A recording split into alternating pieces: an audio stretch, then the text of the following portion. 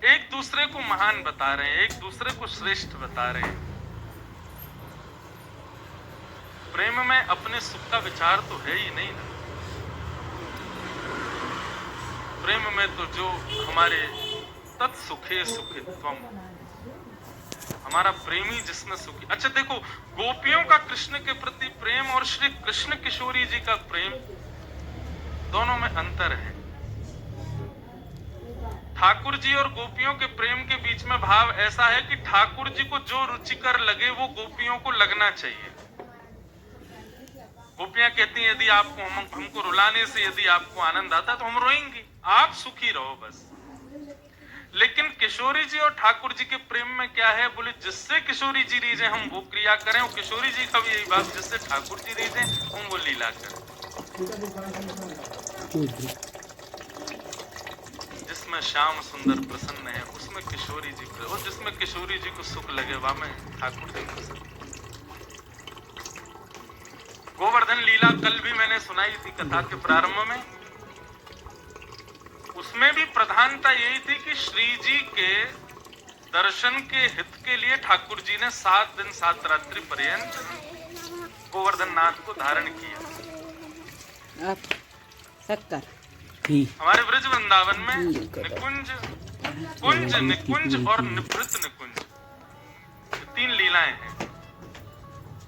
कुंज लीला वो है जो अधिकतर कथाओं में सब जगह सुनाई जाती है, सब लोग सुनते हैं। कुंज में सबका प्रवेश है, पर निकुंज में सबका प्रवेश नहीं है।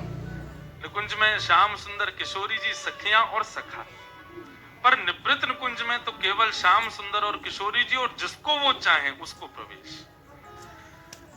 तो कुंज की लीला जब गोवर्धन की है तो उसमें सब ब्रजवासी हैं, ठाकुर जी भी हैं, किशोरी जी भी।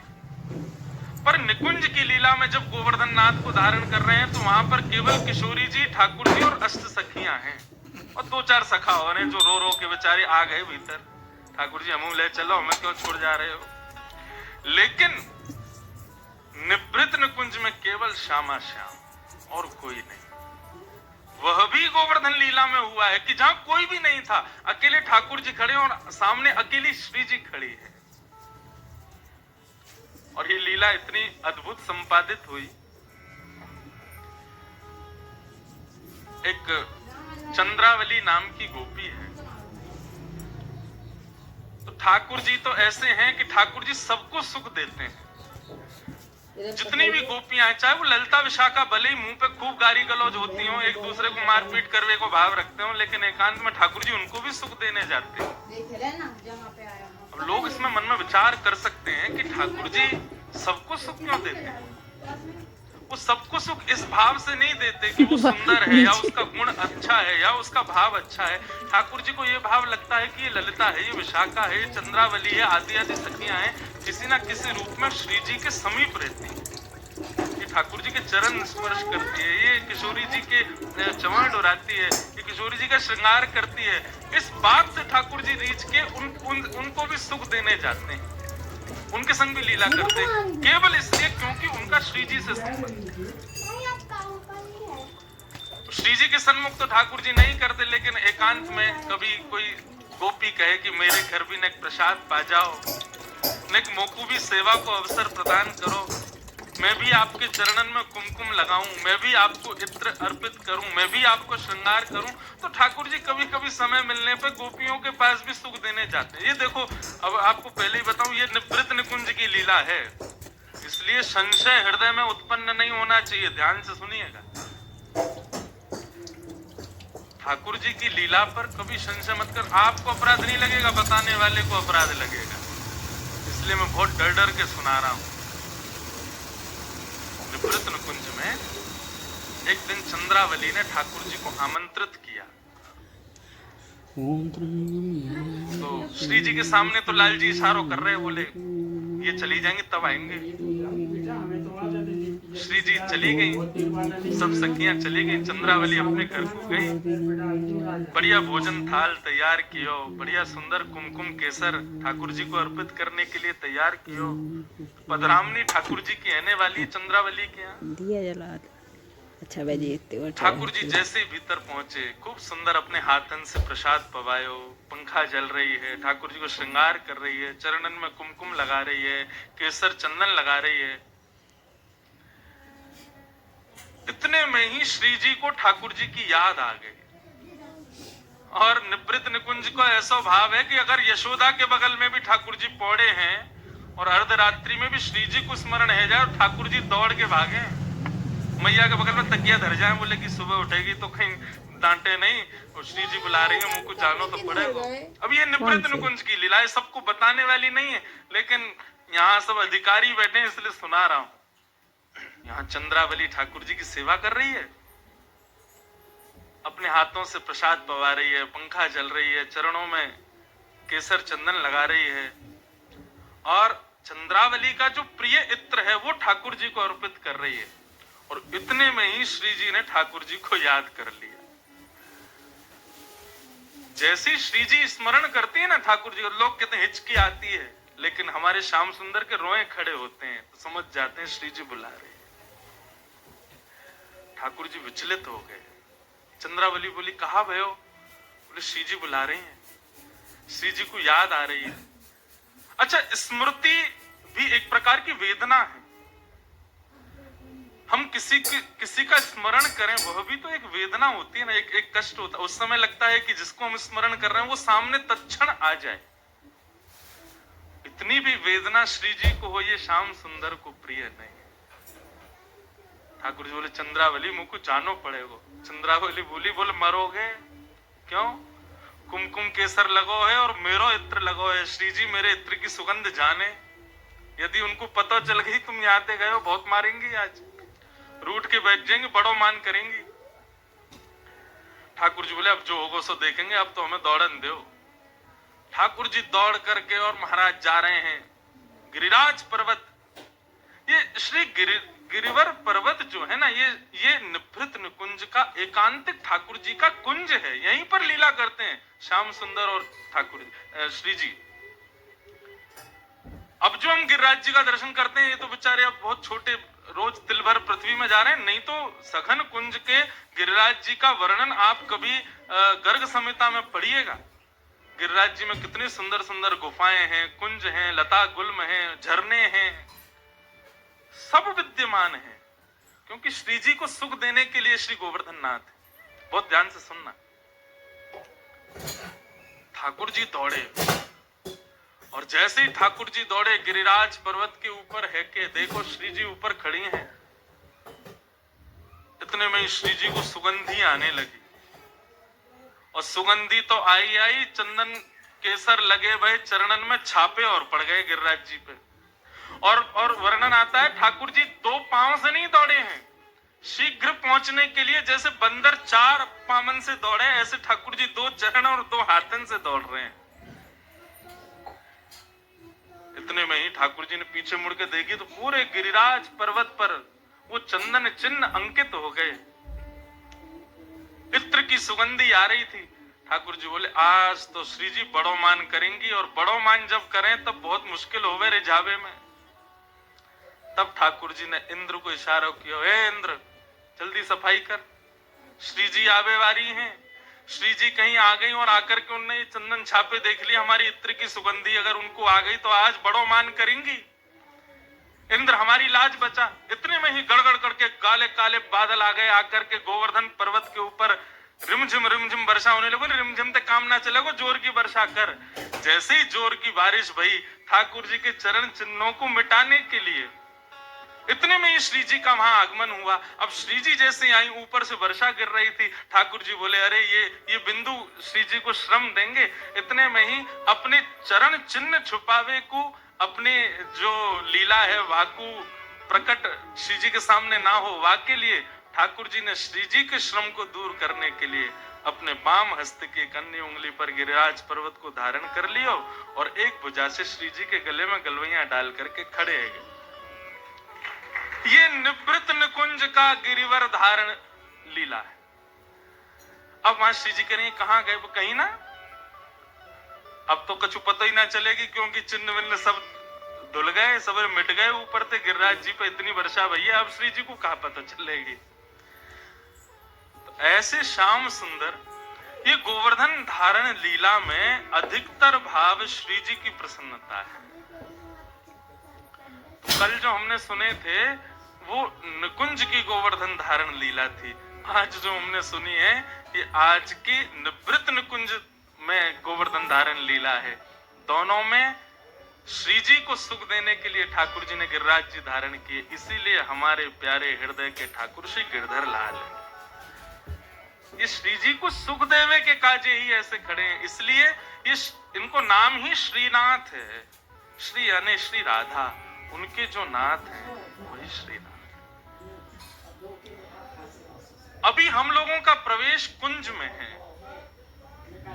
भक्ति भाव और इन रसिक जनों की वाणी सुनकर के बंधुओं अपने चित्त में, अपने हृदय में श्री जी और ठाकुर जी की लीला को स्मरण करना चाहिए और उससे प्रयास करना चाहिए कुंज से धीरे धीरे हम निकुंज में जाएं और निकुंज से धीरे धीरे निवृत्त निकुंज में केवल श्याम सुंदर और किशोरी जी हैं और कोई नहीं है। हमारे वृंदावन में कहते हैं कि वृंदावन में जो प्राण त्याग देता है ना, उसको स्वर्ग, नरक और वैकुंठ, गोलोक ये सब नहीं मिलते। तो बोले वृंदावन में प्राण त्यागने वाला व्यक्ति अप्रकट वृंदावन में प्रवेश कर जाता है। अप्रकट वृंदावन का रूप सुनो, कैसा रूप है अप्रकट वृंदावन का। अभी जो वृंदावन आप देख रहे हो ऐसा ही है अप्रकट वृंदावन। बस अप्रकट वृंदावन में यह है कि श्री बिहारी जी, राधा वल्लभ जी, राधा रमन जी मंदिरन में ना बैठे बाहर डोल रहे हैं, वो लीला करते हुए घूम रहे हैं। रसिक शिरोमणि स्वामी श्री हरदास जी महाराज, श्री हितरवंश महाप्रभु, श्री गोपाल भट्ट गोस्वामी, श्री मधुसूदन पाद सरस्वती, ये सब लोग उस वृंदावन निवृत्त, उस अप्रकट वृंदावन में विचरण करते हैं।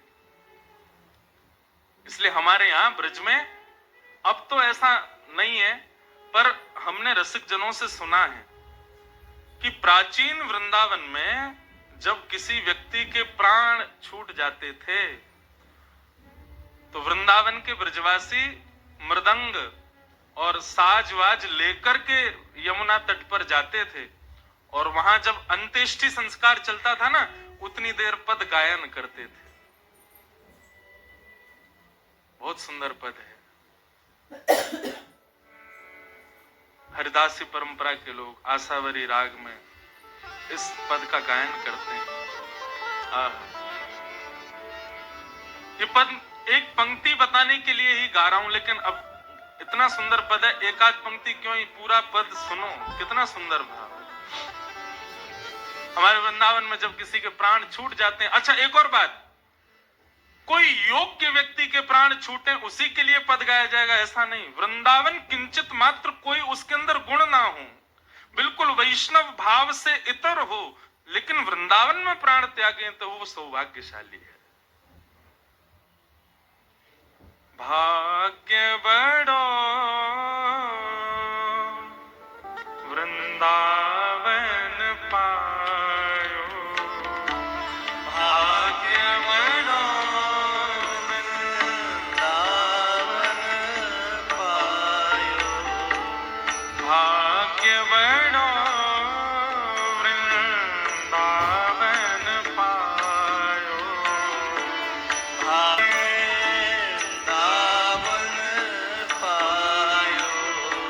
भाग्य बड़ो वृंदावन पायो, भाग्य बड़ो वृंदावन पायो, भाग्य बड़ो वृंदावन पायो, भाग्य बड़ो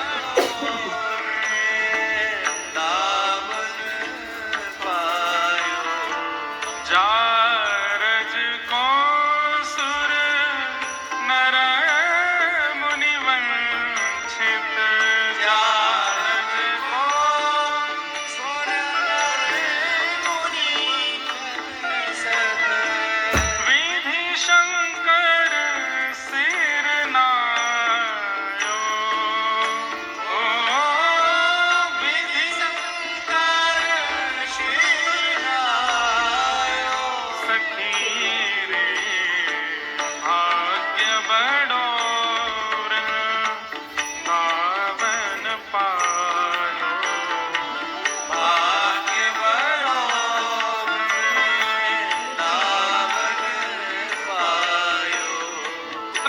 सुंदर भाव इस पद में बताया गया।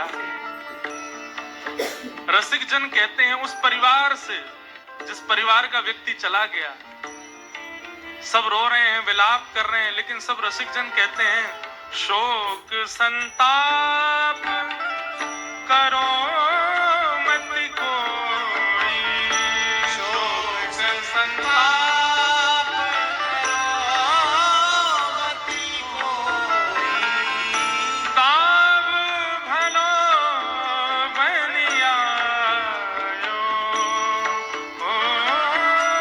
ताव भलो बनियायो।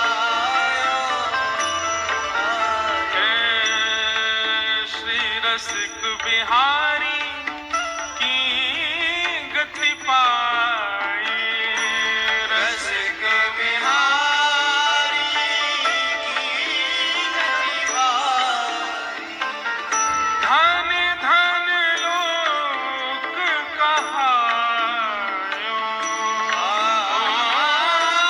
धन धन लोक कहायो, सखी भाग्य बड़ो वृंदावन पायो, भाग्य बड़ो वृंदावन पायो, भाग्य बड़ो वृंदावन पायो, भाग्य बड़ो वृंदावन पायो। ये पद आज भी गाया जाता है यदि कोई रसिक वृंदावन में प्राण त्याग दे, पर प्राचीन काल में सबके लिए गाया जाता था। इतना सुंदर भाव इस पद में कहते हैं, आई मिलो परिवार आपनो। रसिक जन कहते हैं, बोले आज अपने असली परिवार से मिला है। बोले कौन? बोले वृंदावन में प्राण त्याग के अप्रकट वृंदावन में चला गया ना, आज जितने संबंधी इसके यहाँ हैं, भाई बहन चाचा ताऊ आदि जो भी इसके संबंधी हैं, ये सब संबंधों में अब सब रसिक जन इसके संबंधी हो गए। वृंदावन में प्राण त्यागने के बाद जब अप्रकट वृंदावन में वो जीवात्मा जाती है, तो वहां पर उसका स्वागत कौन करते हैं? श्री स्वामी हरिदास जी महाराज, श्री गोपाल भट्ट गोस्वामी, यही सब उससे अपने अपने संबंध बनाए। अच्छा क्यों रो रहा है? पिताजी की याद है, चल आज से हम तेरे पिताजी। किसकी याद आ रही है? बोले कि माँ, अच्छा आज से ये तुम्हारी माता जी। वास्तव में वे सब रसिक जन ही उसको अपना परिवारी बना लेते हैं। और श्यामा श्याम जू बिहरत दो, इतना सुंदर भाव है कि वृंदावन में जब कोई व्यक्ति प्राण त्याग देता है तो उसके संबंधियों को उसके असली परिवार से कौन मिलवाता है? बोले श्यामा श्याम ही मिलवाते हैं। श्यामा श्याम जू बिहरत दो सखी समाज मिलायो। जैसे यहाँ दोनों युगल सरकार गलवैया डाले हैं, ऐसे ही दोनों के बीच में वह वृंदावन से प्राण त्यागने वाले वह जीवात्मा को दोनों अपने बीच में रख लें। एक तरफ से किशोरी जी गले में गलवैया डालें, दूसरे तरफ से ठाकुर जी डालें, और फिर वाकू सब सखी समाज मतलब सब वैष्णवाचार्य जो जो वृंदावन से प्रस्थान करके उस अप्रकट वृंदावन में गए हैं, उनसे परिचय दोनों करवाते हैं। जैसे हॉस्टल में आने वाले बच्चे को जो हॉस्टल के टीचर होते हैं वो बाकी के बच्चों से मिलाते हैं ना, ऐसे ही अप्रकट वृंदावन में दोनों युगल सरकार उस जीवात्मा को कष्ट ना हो इसलिए सबसे मिला। वैसे कष्ट होगा क्यों? इस संसार को छोड़ करके कोई युगल जहां विराजे हो वहां और रसिक जनों के बीच में पहुंचा, उसको श्रम होगा क्या? उसको कष्ट होगा क्या? इसलिए भैया वृंदावन के रसिक जन कहते हैं भाग्य बड़ो वृंदावन पाए। अच्छा देखो, इन पदों को आप साधारण शब्द मत समझो, बड़े बड़े इनमें रहस्य छुपे हैं। अब यहाँ से ये नहीं कहा कि भैया भाग्य बढ़ो जो यानी वृंदावन ते प्राण त्यागे, वो कह रहे हैं भाग्य बढ़ो वृंदावन पायो, मतलब वास्तविक वृंदावन पाना तो वृंदावन में अंतिम श्वास लेना ही है। असली वृंदावन तो वही है, तभी मानो जब वृंदावन में प्राण छूटे। कभी कभी ऐसा मन में भाव आता है, जन्म बड़ा दुर्लभ है वृंदावन में, पर जन्म से भी दुर्लभ मृत्यु है वृंदावन में। वृंदावन की रज में लीन हो जाएं श्री यमुना पुलिन पर,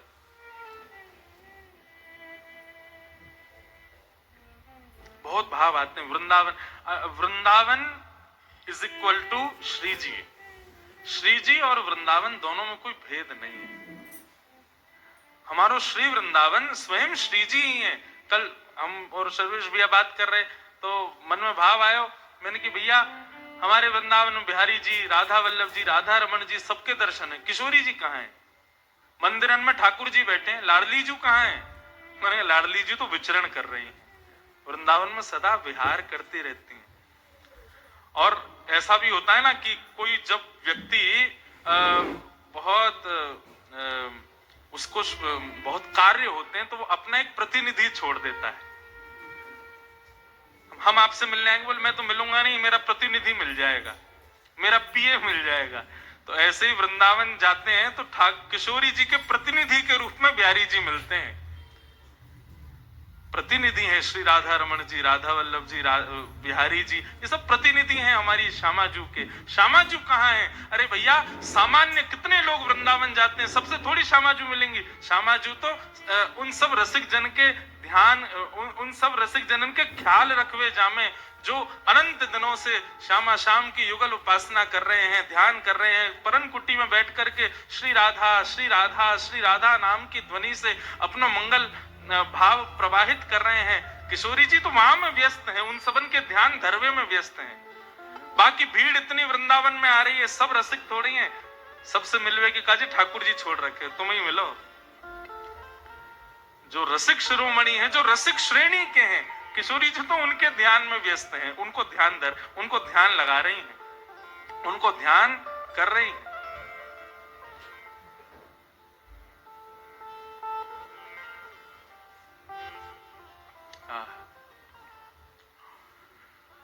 तो ऐसी हमारी श्यामाजू और ठाकुर जी दोनों के युगल भाव को हम आप सब लोग श्रवण कर रहे हैं।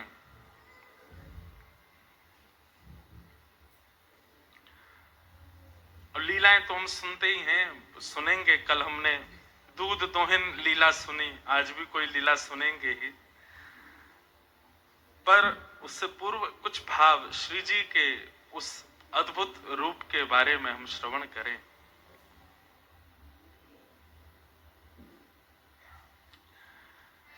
एक बार श्री नारद जी महाराज हिमालय पर महादेव के पास गए। बहुत ध्यान से सुनना।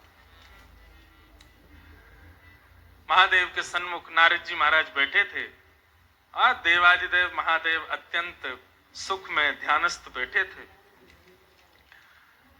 पर जैसे नारद जी महाराज आए तो नारद जी को देख करके महादेव के नेत्र खुल गए और स्वागत सत्कार किया, बैठाया, बोले विराजो और कैसे हालचाल पूछे। लेकिन श्री महादेव के मुख की आकृति से नारद जी अनुमान लगा पा रहे थे कि महादेव कुछ पूछना चाह रहे हैं, कुछ जिज्ञासा है शायद इनके हृदय में, कुछ जानने की अभिलाषा है। व्यक्ति का परिचय 3 वस्तुओं से होता है, नेत्रम, वक्त्रम, विकारेण। हमारे शास्त्र आज्ञा करते हैं कि किसी भी व्यक्ति से मिलो, सबसे पहले उसके नेत्रों पर ध्यान लगाओ। यदि नेत्र बहुत ज्यादा चंचल हैं, बहुत जल्दी जल्दी घूम रहे हैं, कभी यहां कभी वहां, तो समझो कि इसका मन जो है वो थोड़ा सा विचलित है। दूसरा वक्त्रम, उसकी वाणी सुनो। यदि बहुत ज्यादा बोल रहा है, संसारी चर्चाओं में कुछ ज्यादा ही रुचि रख रहा है, तो समझ लेना उसकी बुद्धि स्थिर नहीं है। और विकारेण, चलना फिरना, उठना बैठना, यदि इन सब में भी स्थिरता नहीं है, मर्यादा नहीं है, तो समझ जाना कि इसका खान पान शुद्ध नहीं है। आप हमारे वृंदावन के रसिक जनों को देखो, उनके मुख की आकृति, उनके बैठने के चलने के ढंग पर ही हम लोग न्योछावर हो जाते हैं। और कई लोग हैं बड़े बड़े महापुरुष बने घूमते हैं, लेकिन उनके चेहरे की आकृति, नेत्रों का चंचलपन और वाणी की दूषितता से पता चल जाता है कि स्थिरता नहीं है हृदय में। हमसे पूछो, हम तो दुनिया भर में जाते हैं, सामने वाला व्यक्ति प्रणाम जिस भाव से, जिस आकृति से वो प्रणाम करता है, उससे पता चल जाती है कितने पानी में। आजकल प्रणाम की बड़ी, एक हाथ से प्रणाम, और एक हाथ से भी कई लोग चरण नहीं छूते, घुटने के ऊपर ही छू देते महाराज जी प्रणाम। तो नेत्रम वक्त्रम विकारेण, इससे पता चल जाता है। यदि कोई श्रुति होगा, मतलब कोई विद्वान होगा, तो वो आपके नेत्रों से, वाणी से और आपके आकार विकार से पहचान जाएगा कि आप कैसे हो। नारद जी महाराज समझ गए, हे महादेव, आपके हृदय में कोई जिज्ञासा है क्या? सोचो, महादेव के हृदय में भी जिज्ञासा होती है। महादेव बोले, हाँ एक जिज्ञासा तो है। बोले, क्या जिज्ञासा है? बोले, जिज्ञासा ये है कि मैंने नारायण के खूब दर्शन किए, विष्णु रूप के दर्शन किए, उनके विराट रूप का मैंने दर्शन किया, शंख चक्र गदा पद्म चतुर्भुज रूप का मैंने दर्शन किया, वे मत्स्य बन के आए मैंने दर्शन किया, वे कूर्म बन के आए मैंने दर्शन किया, हर स्थिति में मैंने दर्शन किया। दर्शन का मतलब क्या होता है नारद? हृदय स्थिर हो जाना। एक बार देख लिया तो बस लगा कि अब इसके बाद कुछ बचा ही नहीं है। ये स्थिति मेरी अभी तक नहीं आई है। मैंने अनेक रूप नारायण के देख लिए, लेकिन स्थिरता अभी तक, मतलब बार बार जिज्ञासा होती है, और कुछ देखूं, और अच्छा देखूं, और कुछ, एक ठौर नहीं मिली है मुझे। मेरी इच्छा है उस रूप के दर्शन करने की। कैसा रूप? तब महादेव कहते हैं, यद रूपम ते कृपा सिंधो परमानंददायकम।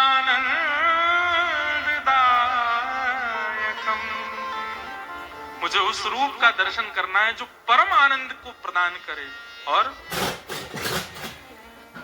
स्वनिंदाश्रम नित्यम मूर्तिमन सर्वतोदिकम। ऐसा स्वरूप जो इन सब स्वरूपों को भी अपने ऊपर न्योछावर कर लेता हो। मतलब कौन कौन से स्वरूप? चतुर्भुज रूप, विराट रूप, मत्स्य रूप, कूर्म रूप, नृसिंह रूप, ये सब भी उसके ऊपर न्योछावर हो जाते हो। निर्गुणम निष्कम्यम शांतम यद्येति विदुर्बुधा तदहं दृष्टुमिच्छामि चक्षुभ्यां परमेश्वर। निर्गुणम निष्क्रियम शांतम यद हेति विदुर्बुधा तदहं दृष्टुमिच्छामि चक्षुभ्यां परमेश्वर। मुझे ऐसे रूप का दर्शन करना है। सीधी बात, पूरा वेद क्यों सुनाऊं? शंकर जी कह रहे हैं, जिसको देखने के बाद कुछ और देखने की इच्छा ही ना रहे मेरे भीतर, ऐसा रूप मुझे देखना है। नारद जी बोले, आपने ये जिज्ञासा ठाकुर जी से कही?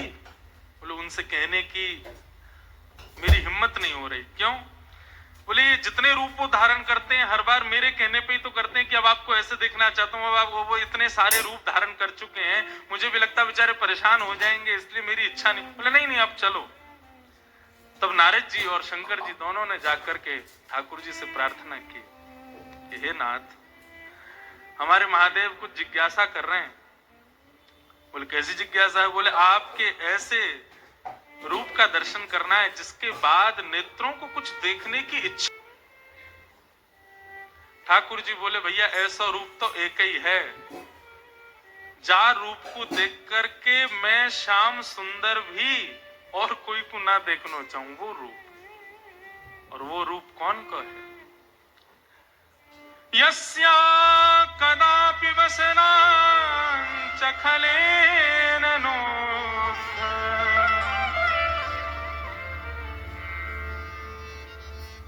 आहा, ठाकुर जी वर्णन कर रहे हैं वो रूप कैसा है। आहा,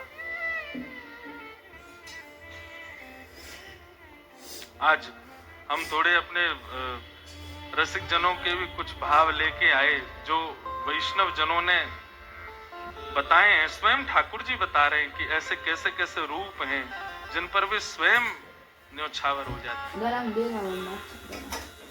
तब ठाकुर जी वर्णन करते हुए कहते हैं, भैया नहीं हमें गला में देना श्लोक ही चलोगो।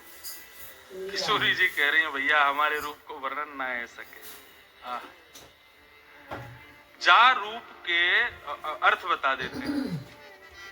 बोले रूप की तो बहुत दूर की बात है महादेव, ये रूप ऐसा है कि जिनके वस्त्र को स्पर्श करके वायु भी यदि हमारो स्पर्श कर ले तो हमारो रोम रोम आनंदित है जाए। ऐसी वृषभानु नंदिनी श्री किशोरी जी, श्री श्री श्री राधा रानी ही ऐसी एकमात्र हैं जिनके रूप को देखकर के आपके नेत्रन को ठौर मिलेगी। आप किसी और को देख नहीं पाओगे, ऐसा उनको रूप है। वस्त्र की शोभा नहीं है, लेकिन वस्त्र जब वो धारण कर लेती हैं तो वो वस्त्र भी सुशोभित हो जाता है। इत्र की शोभा नहीं है, श्रृंगार की शोभा नहीं है, शोभा हमारी श्री जी की है। जब वो धारण कर लेती हैं तब वो वस्त्र भले ही साधारण हो, श्रृंगार साधारण हो, इत्र साधारण हो, लेकिन किशोरी जी के धारण करती उसकी उपमा अनंत हो जाती है।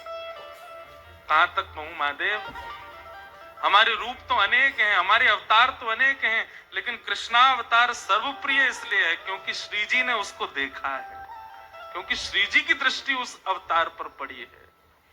हमारे उस कृष्ण रूप को भी अत्यंत शोभनीय बनाने वाली ऐसी श्री जी को जब आप देखोगे तब आपके मन को ठौर मिलेगी। महादेव घुटनों के बल बैठ गए, बोले कि कैसे होंगे उनके दर्शन। बोले उनके दर्शन के लिए वो तो बड़ी सहज है, बड़ी सरल है, कृपा करती हैं, बस पुकारनो तो थोड़ा पड़े हो ना आपको। पुकारो, आएंगी श्री जी, दर्शन देंगे। हमारे आप विश्वास माने, और कई लोग जानते भी होंगे, श्री जी का जितना गायन देवादिदेव महादेव ने किया उतना किसी ने नहीं किया। राधा कृपा कटाक्ष कौन गा रहे हैं? महादेव गा रहे हैं। राधा सहस्त्रनाम, गोपाल सहस्त्रनाम आदि आदि कितने भावों में स्वयं श्री महादेव ही श्री जी के रूप को उजागर करते हैं और किसी में सामर्थ्य नहीं है। ऐसे महादेव श्री जी को पुकारते हैं, श्री जी का स्मरण करते हैं, और जब श्री जी का दर्शन उनको हुआ, इसीलिए महादेव अत्यंत रूप से जहां भी कहीं बैठे हैं तो उनके मुख की आकृति दिखाई नहीं है, लिंग के रूप में पूरे भारत में विराजमान है। क्यों? वो समाधिस्थ शिव हैं। किसकी समाधि में? बोले श्री जी की समाधि में। हमारे श्री जी के सबसे बड़े उपासक ही महादेव, जब से देखी हैं वृषभानुजा तब से ही समाधिस्थ बैठे हैं, एक आकार रूप में रहते हैं और सदा भीगे देव हैं। सबसे प्रार्थना करते हैं भिगाते रहो हमको, हमारे ऊपर जल डालते रहो। मैं तो अपनी एक निज बात बताऊं, दुनिया के लोग महादेव के मंदिर में जाकर के ओम नमः शिवाय कह के जल चढ़ाते होंगे, हम तो श्री राधा राधा राधा राधा ये कह करके जल चढ़ा में। और अपनी एक बिल्कुल वास्तविकता बताऊं, काशी में मेरी कथा थी कुछ दिनों पूर्व, तो कथा करके मैं जैसे ही वापस आने लगा, कहीं और जा रहा था कथा करने, अंतिम दिन था कथा का, कथा करके रात्रि में ट्रेन पकड़नी थी, तो हमने कि एक बार महादेव को प्रणाम करें आए। उस दिन पता नहीं कोई उत्सव था, जाने सोमवार था, इतनी भीड़ मंदिर में कि महाराज वीआईपी वीवीआईपी सब एक बराबर, दर्शन ही नहीं हो। मैं कभी पुलिस कहे वहां से आओ, कभी कहे वहां से आओ, इधर से आओ, और ट्रेन का समय हो रहा था। हमने कि शिखर को प्रणाम करके चले जाते हैं, भैया आप दर्शन तो भीतर होंगे नहीं, लेकिन शिखर को प्रणाम करते करते मन में भाव आ रहा हो, भूल गए वृंदावन में हम ब्रजवासी ने रोकवे तो मना कर दियो तुमको, आरास हो रहा था, आए थे आप, तब हम ब्रजवासी ने रोक दिया, बोले बाबा पहले गोपी बनो तभी भीतर प्रवेश मिलेगा।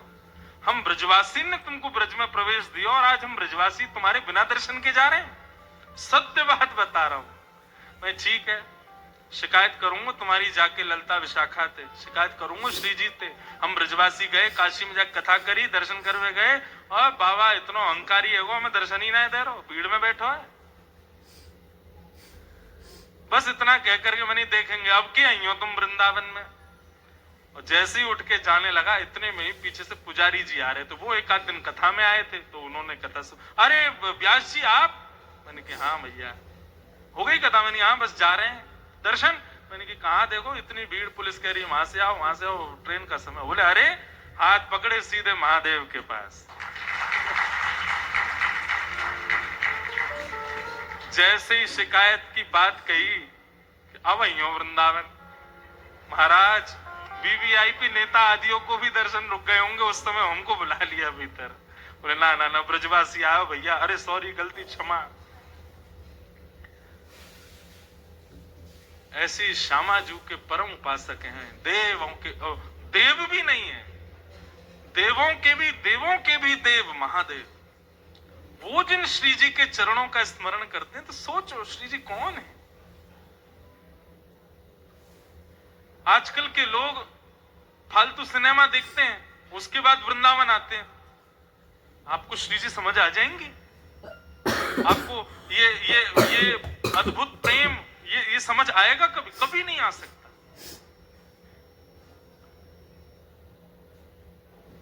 अद्भुत प्रेम की रस स्वरूपा हैं हमारी श्यामा जी।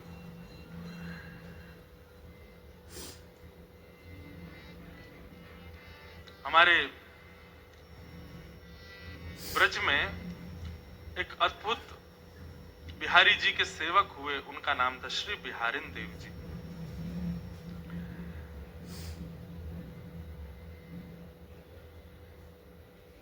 बिहारी दास जी को प्रथम दर्शन युगल सरकार का कैसे हुआ, इसकी बड़ी अद्भुत कथा हमारे हरिदासी परंपरा के वैष्णव जन सुनाते हैं। बिहरत लाल बिहारी ने दो यमुना जी के तीरे। इतना सुंदर वर्णन है, बहुत ध्यान से सुनो। हमारी सामान्य कथाओं में आने वाले लोग अगर इस कथा में आएंगे तो हो सकता है उनको एक आध बात समझ में ही नहीं आवे, महाराज जी कैसे कहाँ की चर्चा कर रहे हैं। भैया ये निकुंज नहीं है, ये कुंज नहीं है, ये निवृत्त निकुंज। यहाँ तो अलग ही चर्चा है। श्री बिहारिन देव जी बिहारी जी की सेवा करते थे। पहले बिहारी जी गृहस्थों से सेवा नहीं करवा रहे, अभी तो सदगृहस्थ गुसाई परिवार सेवा करते हैं। पहले तो बिहारी जी सन्यासियों से और विरक्तों से सेवा करा रहे थे। तो बिहारिन देव जी बिहारिन दास जी बिहारी जी की सेवा करते थे, और सेवा करते हुए उनके मन में एक ही भाव रहता था कि हे बिहारी जी, कब मिली हैं वह सखी सहेली हरिवंशी हरिदासी, हरि हम कब होंगे ब्रजवासी। ये ब्रजवासी, ये बिहारिन देव जी का भाव इसलिए कि हमको अप्रकट वृंदावन कब मिलेगा, जहां स्वयं श्री हरिदास जी विराज रहे हैं, जहां स्वयं आचार्य चरण विराजते हैं, उस वृंदावन का दर्शन कब होगा जहां आप युगल स्वरूप धारण करके विचरण करते हो, जहां यमुना में जल नहीं केसर युक्त सुगंधित जल बहता है, जहां पर यमुना के तट पर रेणुका की बालू नहीं मड़ियों की बालू है, जहां पर वृंदावन में वृक्षों पर कोयल चहकती नहीं है, चिड़ियाएं चहकती नहीं है, श्री राधा श्री कृष्ण नाम ध्वनि प्रकट करती हैं, जहां पर जिस अप्रकट वृंदावन में रहने वाले मानवों का भोजन पानी केवल आपके दर्शन मात्र हैं, उस वृंदावन का मुझे कब आस्वादन होगा। अप्रकट वृंदावन का थोड़ा भाव समझो। अप्रकट वृंदावन में यमुना जी नहीं बहती, अप्रकट वृंदावन में सुगंधित श्री ठाकुर जी और किशोरी जी के चरणों का चरणामृत बहता है, सुगंधी आती रहती है। अप्रकट वृंदावन में श्री यमुना जी के तट की बालू का मणियों की है। अप्रकट वृंदावन में जो दर्शनार्थी भ्रमण करते हैं वो कहीं भोजन पानी करने के लिए बैठते नहीं है, उनका भोजन पानी आस्वादन सब कुछ श्री प्रियालाल जी के दर्शन है। ऊंची ऊंची अटारियों पर वैष्णव जन खड़े होकर के केवल निहारते रहते हैं, कहाँ श्यामा श्याम की लीला चल रही है, तुरंत दौड़ करके वहां पहुंच जाते हैं और पहुंच करके ऐसे बैठते हैं कि उनको विक्षेप ना हो, केवल उनका दर्शन करना ही उनका सर्वस्व है। बिहारी जी की सेवा करते हुए बोले, हे नाथ मुझे भी वो सब प्रकट वृंदावन में ले चल। नित्य ये प्रार्थना करते थे बिहारी जी से। एक दिन बिहारी जी ने सुन ली और श्री बिहारी दास जी यमुना के तट पर सुबह सुबह भोर में रहे थे और दातुन करते करते करते करते सुगंधी आने लगी, रेणुका मणियों में बदल गई, यमुना जी का जल हल्का हल्का पीत वर्ण का हो गया, अद्भुत सुगंधी यमुना जल में से आने लगी। वृक्षों पर बैठे हुए पशु पक्षी सब राधा कृष्ण नाम उच्चारित करने लगे। रसिक जन दौड़ दौड़ करके ठाकुर जी के दर्शन की अभिलाषा से घूमने लगे। इतने में ही सघन कुंज दिखाई दिया और सघन कुंज में दोनों युगल सरकार एक दूसरे के गले में गलवैया डाले चलते हुए आ रहे हैं। ये बिहारिन दास जी को दर्शन हुआ और उन्होंने इस पद में उसका वर्णन किया।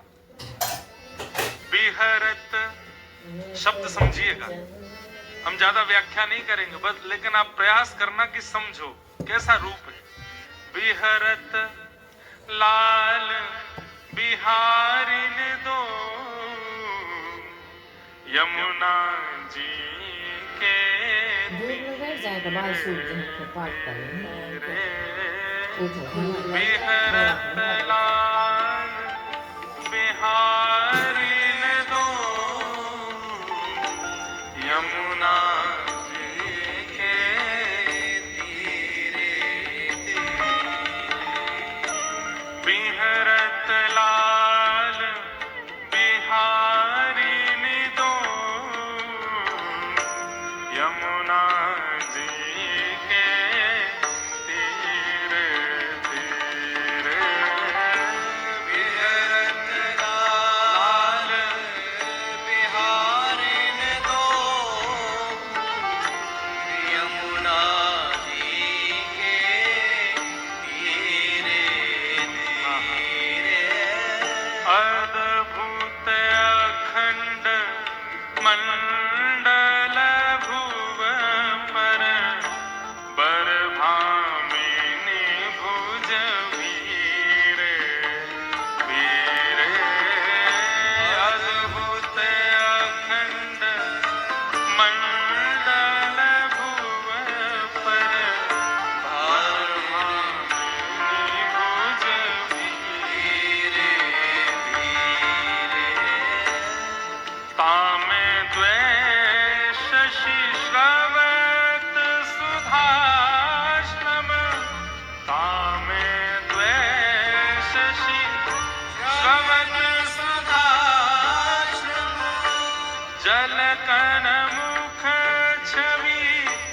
नीरे नीरे, जलकन मुख छवि नीरे नीरे, उपजत किरण कपोल विमल हसी, उपजत किरण कपोल विमल हसी, लस दस नावली हीरे हीरे, लस दस नावली हीरे हीरे। विचार करो बंधु, चिंतन करो, श्यामा श्याम एक दूसरे के गले में गलवैया डाल करके चलते हुए आ रहे हैं, मंद मंद मुस्कुरा रहे हैं। सूर्य की किरण पड़ने पर दोनों के मुखमंडल पर छोटे छोटे प्रश्वेत के बिंदु हैं। मुस्कुरा रहे हैं तो गालों पर कपोल भी ऐसे चमक रहे हैं मानो दो दो चंद्रमा प्रकट हो गए हों। जब मुस्कान प्रकट हो गए तो ऐसे लगे कि मानो दांत नहीं है, हीरे जैसे दांत हैं दोनों युगल बिहारी के।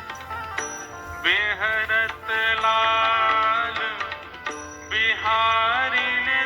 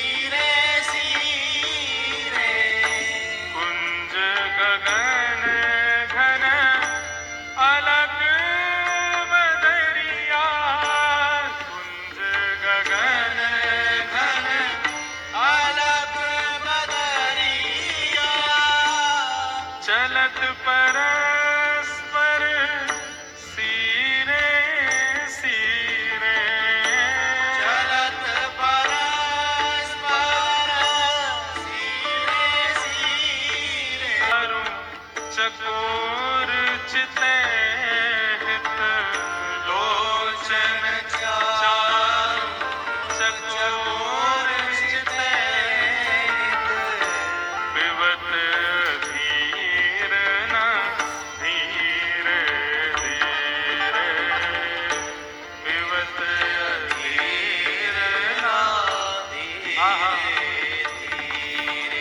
दोनों युगल सरकार मधुर चाल चलते भय आ रहे हैं, तभी जोर की हवा प्यार बहे तो श्री किशोरी जी की अलकावलियां मुखमंडल पर आ जाती हैं, तो ऐसा लगता है मानो पूर्णिमा के चंद्रमा के आगे बादल आ गए हों, वह भी उसकी शोभा बढ़ा रहे हैं।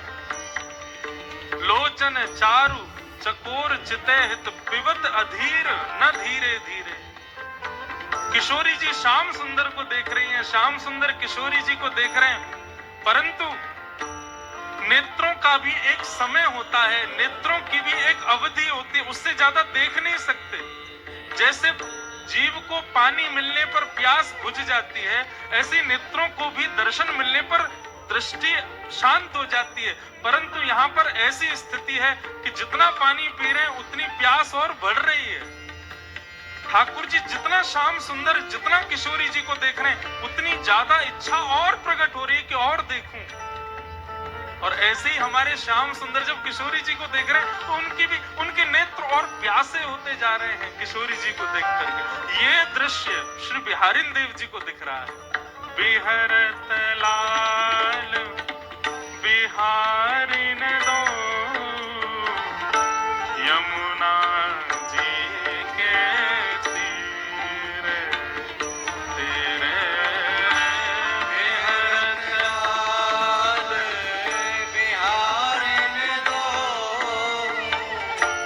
यमुना जी के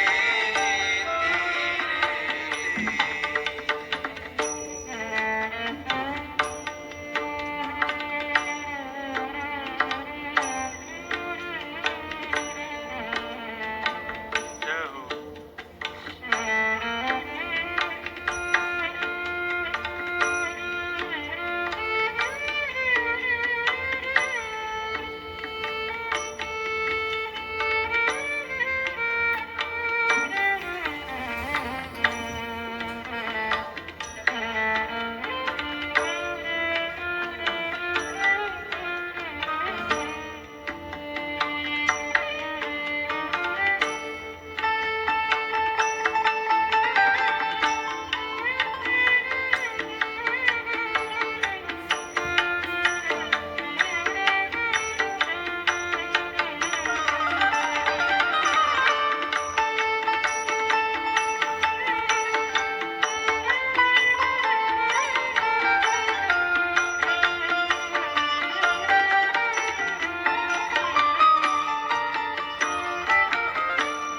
उमगी मिलत अनु राग नवल बर, उमगी मिलत अनुराग नवल वर, उमगी मिलत अनुराग नवल बर, उमगी मिलत अनुराग नवल वर, कल कुंडल चल वीरे वीरे, कल कुंडल चल वीरे वीरे, कल कुंडल चल वीरे वीरे, कल कुंडल चल वीरे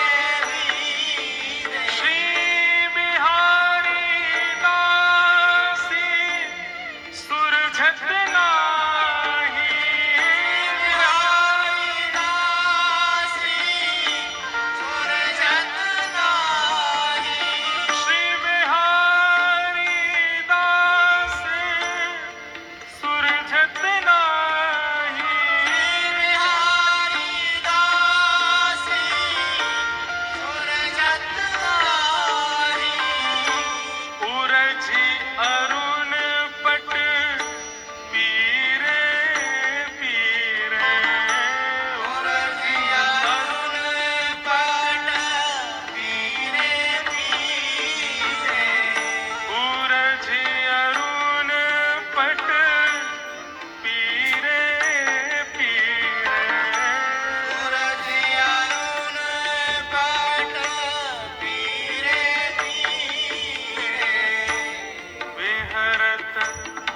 लाल बिहारी दो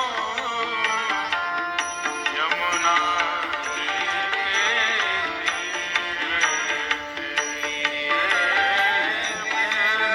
लाल बिहारी दो यमुना जी के तीरे तीरे बिहरत लाल बिहारी दो यमुना जी के बिहरत लाल बिहारी दो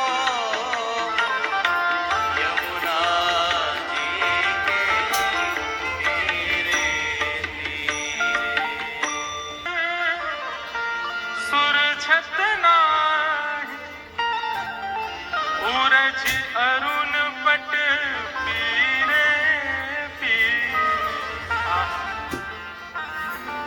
श्री बिहारी दास जी की स्थिति कैसी है?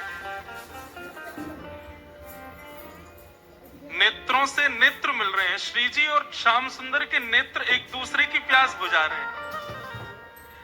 कानों के कुंडल यहाँ श्री जी के, वहां श्याम सुंदर, वे भी मिल रहे हैं। दोनों के हस्तकमल एक दूसरे से मिल रहे हैं। अरे औरों की बात छोड़ो, यहाँ ठाकुर जी को पीरो पटका और श्री जी की गुलाबी चुनरी भी एक दूसरे से मिल रही है। और इन सबन के बीच में उलझे पड़े हैं श्री बिहारी दास जी। ऐसे उलझे 3 दिन तक दातुन करते रहे यमुना जी के तट पर बैठे बैठे। और 3 दिन तक वहां निधिवन राज में बिहारी जी के दर्शन ही नहीं हुए। क्यों? या बिहारी दास जी सेवा करते थे और वो 3 दिन से वहीं यमुना पुलिन पर बैठे हैं। अब प्रकट वृंदावन का दर्शन कर रहे हैं।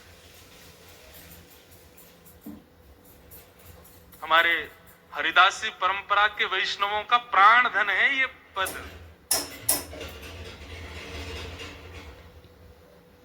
दातुन करते करते करते करते करते और इस रूप का दर्शन, इस माधुरी, इस अद्भुत भाव का दर्शन, भाव साम्राज्य में प्रवेश कर गए। 3 दिन में अविरल रक्त धार मुख से बहने लगी। कपड़ों पर होते हुए वो धार बहती हुई यमुना जी में जाकर के मिल गई।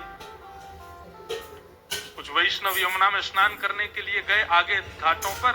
उन्होंने देखा कि यमुना जी में रक्त की धार कहां से आ रही। उसके पीछे पीछे जाकर के देखा तो देखा बिहारी दास जी मुख में दांतों कर रहे हैं, नेत्रों से अश्रुधार, मुख से रक्तधार। कुछ हरिदासी परंपरा के वैष्णवों ने आकर के कान में कहा, कुंज विहारी श्री हरिदास। जब स्वामी जी का नाम सुना तब चेतना आई। नेत्र खोल करके देखो, बोले अरे इतनो सवेरो है गो। अरे भैया मैं तो अभी स्नानु ना कियो, बिहारी जी के श्रृंगार भी ना किए। वैष्णवों ने रोका, बोले बिहारी दास जी आप कब बैठे थे यहाँ पे? बोले अभी अभी सवेरे भोर में आयो, दातुन कर रो, स्नान कर, अब जाऊं, अब क्षमा कर दियो ना, एक विलंब है। वो विलंब 3 दिन हो गए आपको, आप 3 दिन से बैठे हो यहाँ पर। 3 दिन से बिहारी जी भूखे प्यासे शयन शैया पे लेटे हैं, उनके श्रृंगार ही नहीं हुआ, दर्शन ही नहीं हुआ, भोग भी नहीं लगा। तो बिहारी दास जी गए और बिहारी जी के चरणों में प्रणाम करके बोले, सेवा पूर्ण भई अब मेरी, अब मैं सेवा नहीं कर सकता। मैं समझ गया नाथ, आप मुझे वो अप्रकट वृंदावन क्यों नहीं दिखा रहे थे, क्योंकि फिर मैं आपका नहीं रह पाऊंगा, आपकी सेवा में फिर मैं नहीं आ पाऊंगा। नाथ क्षमा करो, अब तो उस अप्रकट वृंदावन में ही रहना है। और श्री बिहारी दास जी उस अप्रकट वृंदावन में प्रवेश करें। बंधुओं, भक्ति की ठौर कहां है? हम सेवा कर रहे हैं, हम नाम जप कर रहे हैं, हम कथाएं सुन रहे हैं, हम तीर्थ यात्राएं कर रहे हैं, अनुष्ठान कर रहे हैं, इन सब का अंत कहां है? हम ब्रजवासियों से पूछो तो वही अप्रकट वृंदावन, वो हमारी ठौर है। हमें लाल जी सदा ऐसे ही मिलते हैं। सुबह मैं कई बार लाल जी से प्रार्थना करके सोता हूँ, रात्रि में शयन करा, मैं लाल जी कल सुबह ऐसे मिली हूँ, कोई को नहीं बताऊंगा मैं। मैं किसी से नहीं कहूंगा, सुबह जब उठाऊं तो ऐसे मिल जाइयो, फिर भले ही ऐसे आ जाइयो। एक बार तो अनुभव करा। कभी एकांत में ठाकुर जी के पास बैठे होते हैं, लाल जी से कहें, लाल जी थक गए होंगे, हार गए होंगे, पौड़ जाओ। मैं किसी से नहीं कहूंगा, आप लेट जाओ थोड़ी देर। जिस दिन वो स्थिति, अभी वो स्थिति नहीं आ रही, इसका मतलब हम चूक कर रहे हैं कहीं पर। जिस दिन वो स्थिति आ जाए, समझना बस अब हमारी ठौर है, यही हमारा सर्वस्व। ऐसे हमारे श्री बिहारी दास जी, पद में गाता हूं, मेरा रोम रोम आनंदित हो जाता है।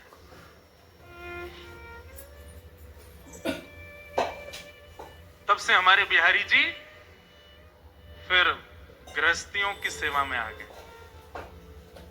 क्योंकि भैया ये विरक्तों के तो कोई पता ना है कब कहां चले जाएं।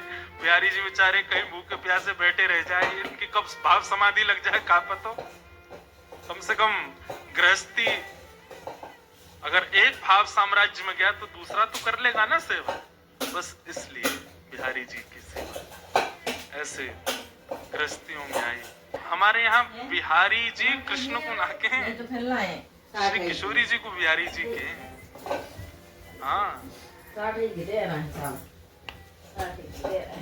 यहाँ पर विहरत लाल बिहारिणी दो। श्री किशोरी जी को बिहारिणी कहें, बिहारी जी एक प्रकार से किशोरी जी को कहते हैं हरिदास परंपरा के वैष्णव। सब जगह भैया बात तो वही है, हमारे माई श्यामा जी को श्री किशोरी जी। जाके अधीन सदा ही सांवरो, या ब्रज को सरताज। कल एक भाव में कह रहा था कि हमारे ठाकुर जी टेढ़ा मुकुट क्यों पहनते हैं। उसके पीछे भी एक पद श्री स्वामी हरदास जी का ही पद है। 2-3 दिन से पेट दर्द हो रहा। बहुत सुंदर पद है श्री स्वामी हरदास जी महाराज का।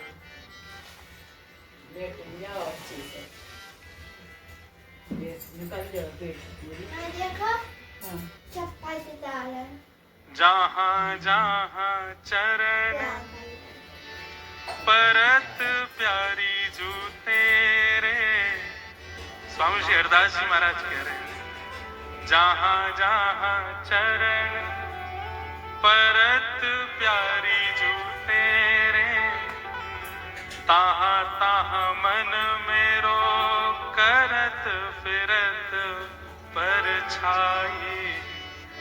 ताहा ताहा मन मेरो करत फिरत परछाई।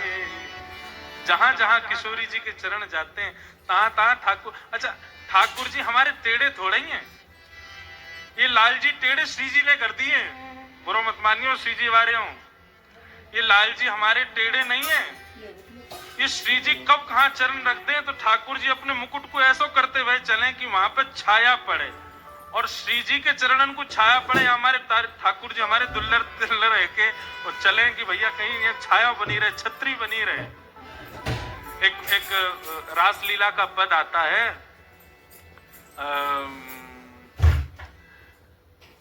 कैसे है,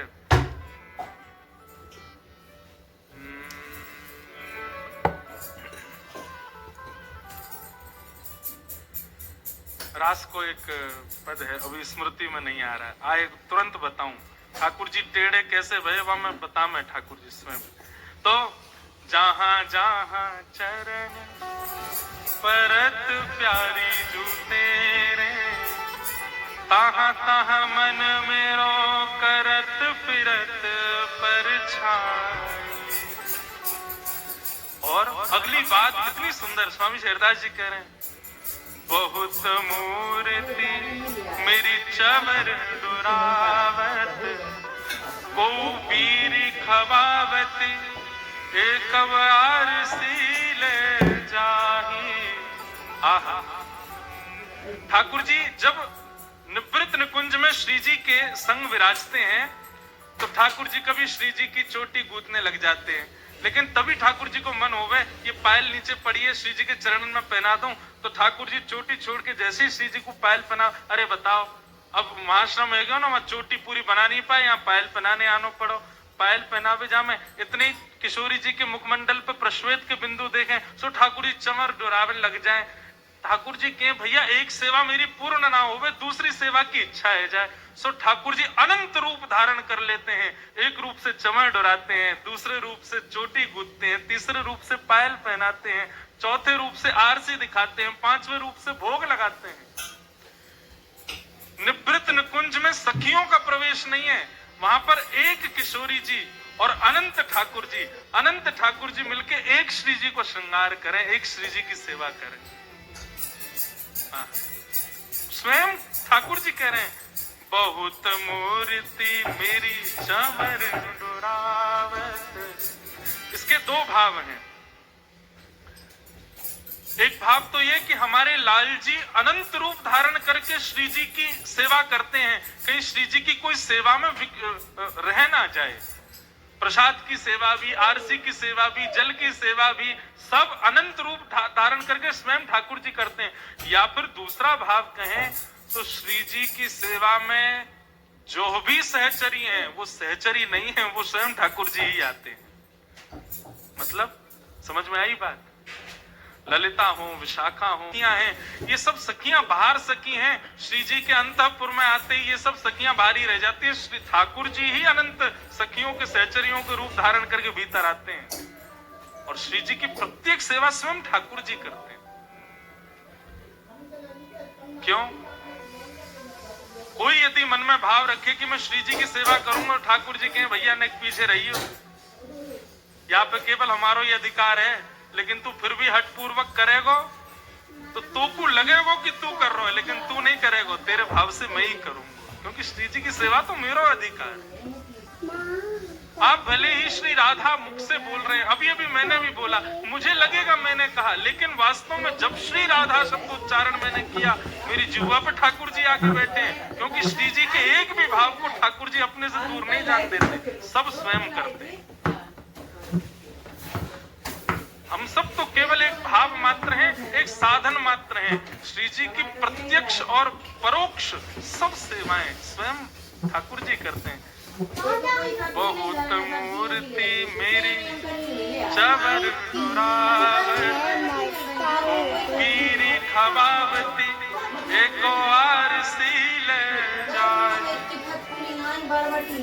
और सेवा बहुत हाथन की, जैसे कहे को तैसे करो। जैसी स्वामिनी जी आज्ञा करेंगी, वैसी सेवा जैसी वो कहेंगी वैसी करने को मैं तैयार हूं। जो रुचि जानो जाए, जैसे श्यामा जी को रुचि हो वो सब करने को हमारे लाल जी तैयार हैं। श्री हरिदास के स्वामिनी श्यामा को भले मनावत दाए उपाही। श्री किशोरी जी को मनाने में, रिझाने में, उनको सुख पहुंचाने में श्याम ठाकुर जी को कोई अवकाश करते नहीं। सब स्वयं ठाकुर जी अपने निज करों से ही करते हैं, निज भाव से ही करते हैं। अब भले हम लीलाओं में खूब हास्य विनोद आदि सब प्रकट करते हैं, लेकिन अंतरंग भाव से देखो तो हमारे लाल जी सदा किशोरी जी के सुख को ही विचार करें, उनको जैसे सुख मिले वही लीला करें, वही कृपा करें। ऐसी हमारी श्यामा जी, उनके दर्शन की अभिलाषा प्रकट भई है महादेव के हृदय में। ठाकुर जी ने आज्ञा करी कि उनको पुकारो, कृपा करेंगे, पधारेंगे।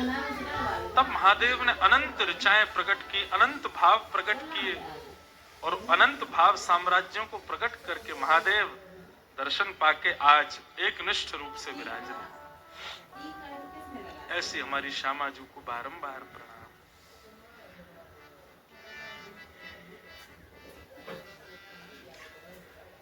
अब एक लीला, मधुर लीला, ठाकुर जी की तान की लीला एक सुना में। आपने दान लीला तो बतेरी सुनी होंगी, लेकिन आज की लीला में थोड़ा सा ना एक अंतर है। जिन लोगों को नहीं पता दान लीला कायसों कहें, उन्हें ध्यान से सुनियो।